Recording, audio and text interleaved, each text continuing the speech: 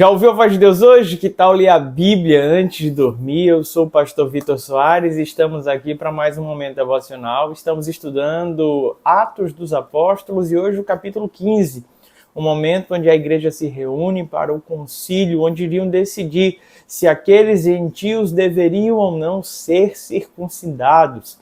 Todos nós sabemos que o evangelho nasce num ambiente judaico, e nascendo neste ambiente ficava a dúvida, aqueles gentios que se convertessem ao cristianismo, eles deveriam então praticar a lei conforme o judaísmo e diante desses embates, guardar dias sagrados, circuncisão, algumas dessas coisas ao longo do primeiro século foram sendo tratadas pela igreja, e esse concílio de forma especial tem a presença de Paulo e Barnabé, aqueles que estavam pregando na comunidade gentílica, agora estão indo em direção a Jerusalém para este momento de concílio, ouvir ali então os presbíteros, os apóstolos, o que é que eles pensam a respeito desta temática, e ficaram encarregados então de levar uma carta-resposta a Antioquia, a todos os irmãos da comunidade gentílica, e eu queria te convidar então a entender um pouco deste enredo. Atos dos Apóstolos, capítulo 15, versículo 5.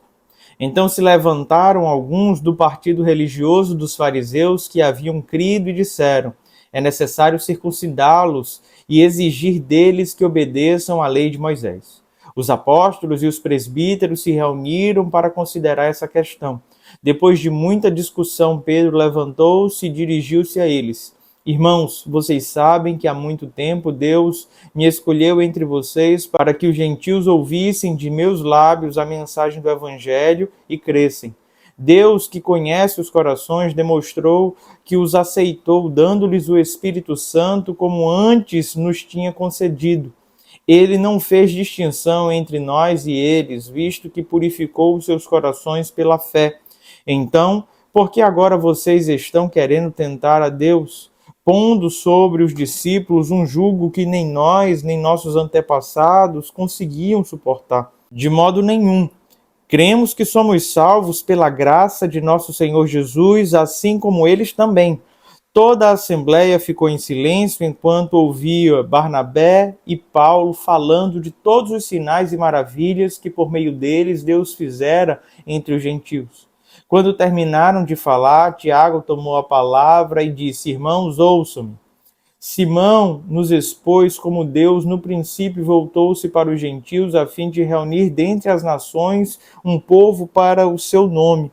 Concordam com isso as palavras dos profetas, conforme está escrito: depois disso voltarei e reconstruirei a tenda caída de Davi, reedificarei as ruínas e a restaurarei, para que o restante dos homens busque o Senhor e todos os gentios sobre os quais tem sido invocado o meu nome, diz o Senhor, que faz estas coisas conhecidas desde os tempos antigos. Portanto, julgo que não devemos pôr dificuldades aos gentios que estão se convertendo a Deus. Ao contrário, devemos escrever a eles, dizendo-lhes que se abstenham de comida contaminada pelos ídolos, da imoralidade sexual, da carne de animais estrangulados e do sangue. Pois desde os tempos antigos Moisés é pregado em todas as cidades, sendo lido nas sinagogas todos os sábados. O dilema vivenciado aqui era de uma comunidade gentílica fazendo parte de uma igreja majoritariamente judia. Aqueles irmãos que se converteram do judaísmo entravam em rota de colisão com os gentios, pois as práticas cerimoniais que envolvia tanto as demandas ligadas à higiene pessoal, como também alguns ritos, dias sagrados, ainda eram praticados por muitos deles, e os gentios que vêm de uma outra tradição de fé agora não sabem exatamente quais são os ritos, quais são os símbolos que devem fazer parte da sua fé. Alguns judeus começam então a oprimir esses gentios, querendo que eles se convertessem, na verdade, ao judaísmo, às práticas do rigor da lei mosaica e também à circuncisão.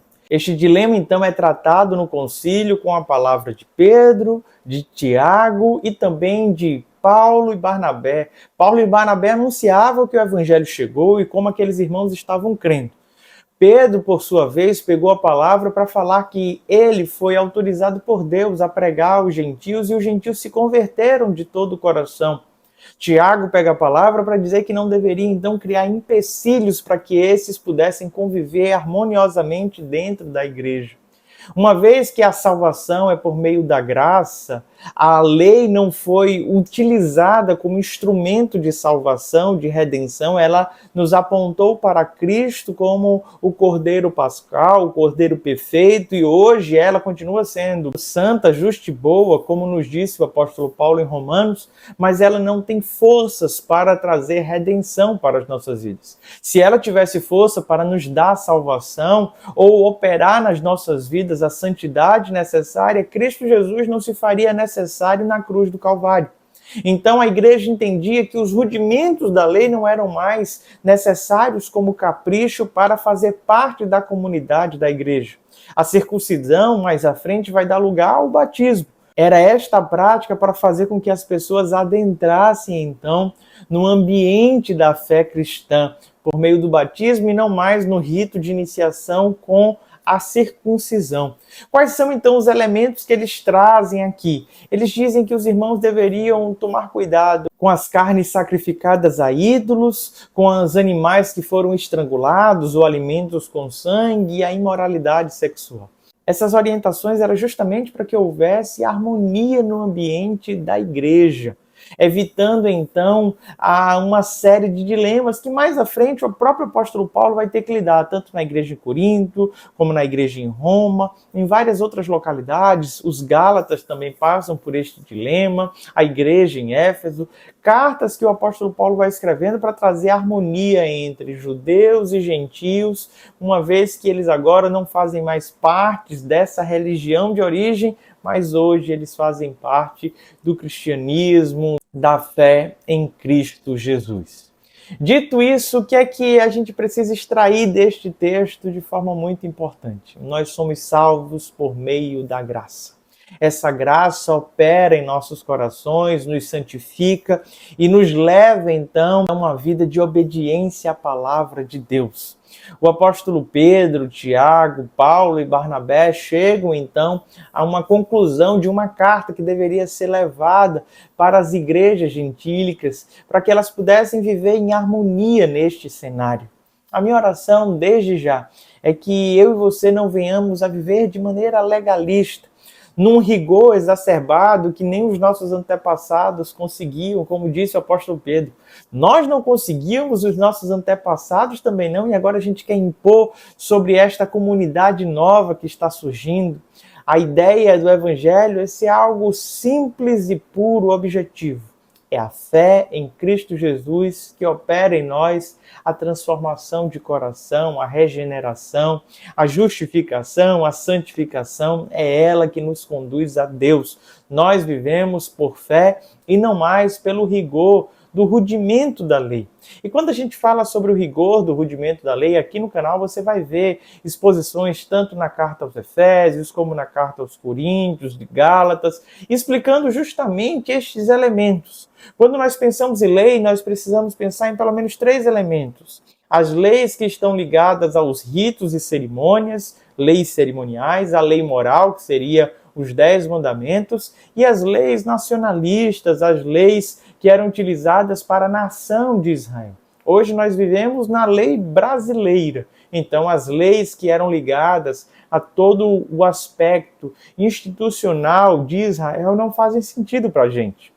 Da mesma forma que as leis ritualísticas já não têm mais lugar na nossa vida, nós não temos mais um santuário, um templo, um tabernáculo, nós não temos mais aquelas festas que eram festas judaicas, então não faz mais sentido o rigor das leis cerimoniais. O que nos resta, então, é a lei moral. Esta lei moral, os 10 mandamentos, serve, então, como guia, um guia que nós devemos viver justamente para uma vida em obediência ao Senhor. Essa lei se torna, então, um norte, um princípio para que eu e você venhamos a andar. Por isso que as leis ligadas às cerimônias precisavam ser abolidas. Então não faz mais sentido praticarmos elas hoje, nem julgarmos a fé alheia por conta delas.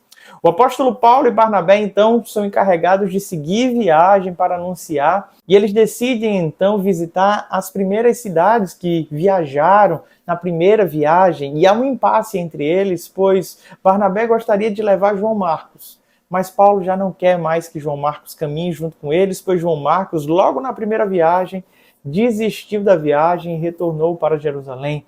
Há então uma complicação de decisões ali, e Paulo então segue seu caminho junto com Silas, e Barnabé faz viagem então agora separado junto com João Marcos. Estes irmãos tão importantes tiveram este momento de discussão e seguiram caminhos opostos. Barnabé, que foi responsável por acolher Paulo na fé, agora segue acolhendo João Marcos, o jovem João Marcos, enquanto Paulo segue com seu companheiro Silas para anunciar o Evangelho. Quero te convidar então a orar nesse momento. Vamos colocar o nosso coração diante do Senhor. Pai bondoso e querido, muito obrigado por tua palavra. Muito obrigado por tua lei, muito obrigado porque ela serviu de norte, ó Pai, para nos apresentar Cristo Jesus como sacrifício perfeito. Hoje a nossa fé está depositada nele, por meio da tua graça nós somos salvos e libertos, ó Pai. Que nenhum de nós aqui venhamos a viver como legalistas, que nenhum de nós venhamos a colocar a nossa fé no rigor da lei, achando que isso pode gerar em nós algum tipo de salvação, mas que nós venhamos a nos esconder atrás da cruz de Cristo, pois foi por meio dela que fomos alcançados. Abençoa, Pai, cada um dos irmãos que nos acompanha nesta jornada, no nome de Jesus que te oramos. Amém. Deus te abençoe, não se esqueça de se inscrever no nosso canal, curtir, comentar, compartilhar. Até amanhã às 21h30.